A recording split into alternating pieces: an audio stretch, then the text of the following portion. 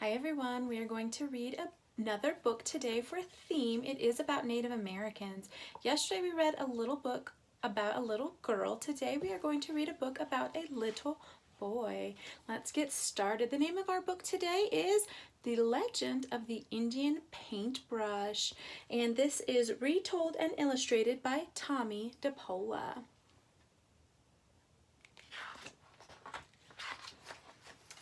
The Legend of the Indian Paintbrush.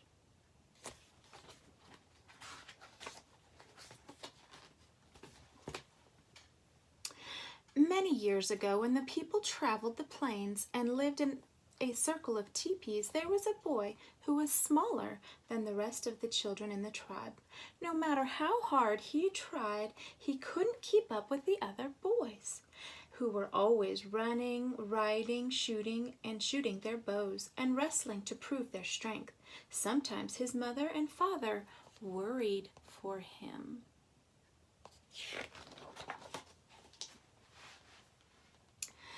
But the boy, who was called Little Gopher, was not without a gift of his own.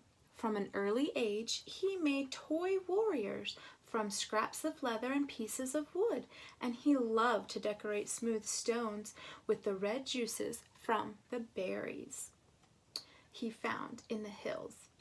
The wise shaman of the tribe understood that Little Gopher had a gift, and that was special. Do not struggle, little gopher. Your path will not be the same as the others. They will grow up to be warriors. Your place among the people will be remembered for a different reason.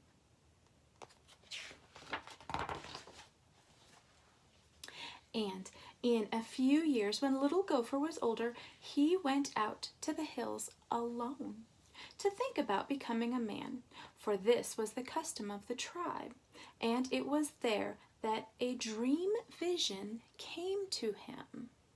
There's the dream vision. The sky filled with clouds, and out of them came a young Indian maiden and an old grandfather. She carried a rolled up animal skin, and he carried a brush made of fine animal hairs and pots of paint. The grandfather spoke. My son, these are the tools by which you shall become great among your people. You will paint pictures of the deeds of the warriors and the visions of the shaman, and the people shall see them and remember them forever. The maiden unrolled a pure white buckskin and placed it on the ground. Find a buckskin as white as this, she told him.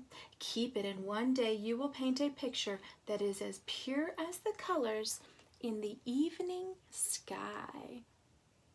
Have any of you guys looked out at the sunsets? In Colorado, we have beautiful, beautiful sunsets. So I'm going to look forward to seeing what he might paint that looks like a beautiful Colorado sunset.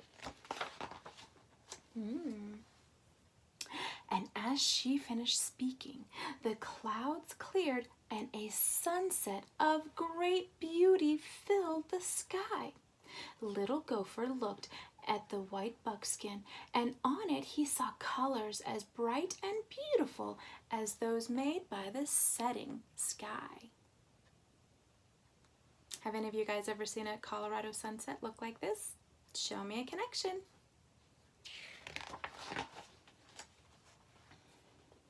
Then the sun slowly sank behind the hills, and the sky grew dark, and the dream vision was over. Little Gopher returned to the circle of people.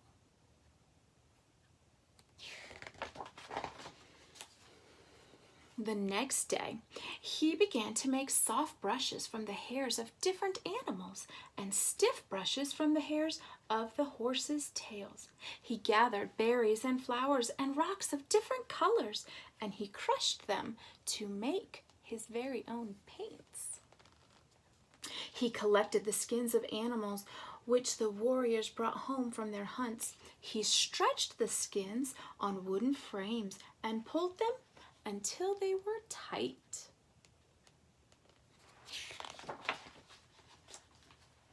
and he began to paint. This picture is telling a story. What do you think this picture is telling? Of great hunts. That's what it is. It's a painting of a great hunt. Of great deeds.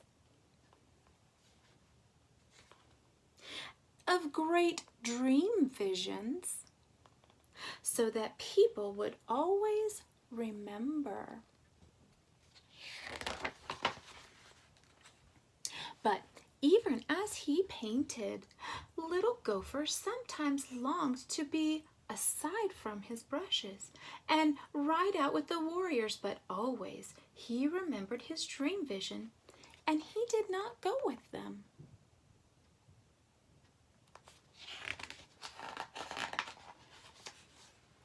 Many months ago, he had found his pure white buckskin, but it remained empty because he could not find the colors of the sunset. He used the brightest flowers, the reddest berries, and the deepest purples from the rocks, and still his painting never satisfied him. They looked dull and dark.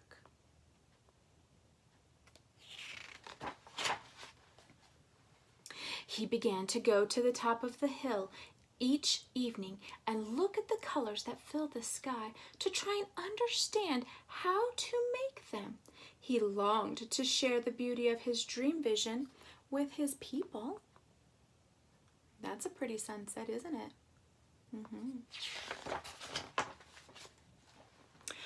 But he never gave up trying, and every morning when he awoke, he took out his brushes and his pots of paint and created the stories of the people with the tools that he had.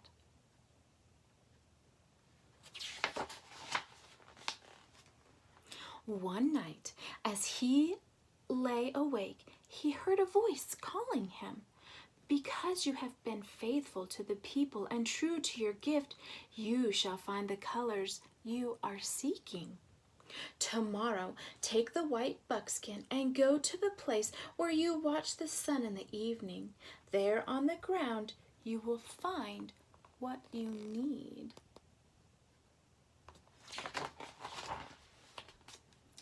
The next evening, as the sun began to go down, little Gopher put aside his brushes and went to the top of the hill. As the colors of the sunset spread across the sky. And there on the ground all around him were brushes filled with paint. You guys see them? There they are. Look at all those brushes. Each one a color of the sunset. Little Gopher began to paint quickly and surely, using one brush and then another.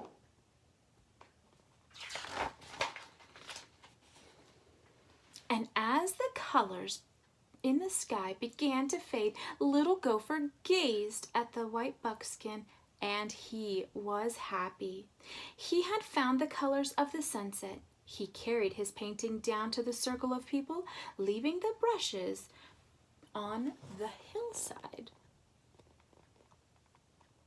Do you guys like his painting? Do you think it's beautiful? Thumb up if you do. I think it's beautiful. And the next day, when the people awoke, the hill was ablaze with color, for the brushes had taken root in the earth and multiplied into plants of brilliant reds, oranges, and yellows.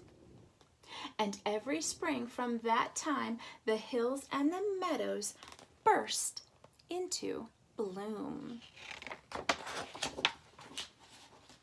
And every spring the people danced and sang praises of little Gopher, who had painted for the people. And the people no longer called him little Gopher, but he who brought the sunset to earth. Okay, that is the end of our story, The Legend of the Indian Paintbrush. I hope that you guys liked this story. I like this story. And I hope you guys all have a good rest of your day. Bye.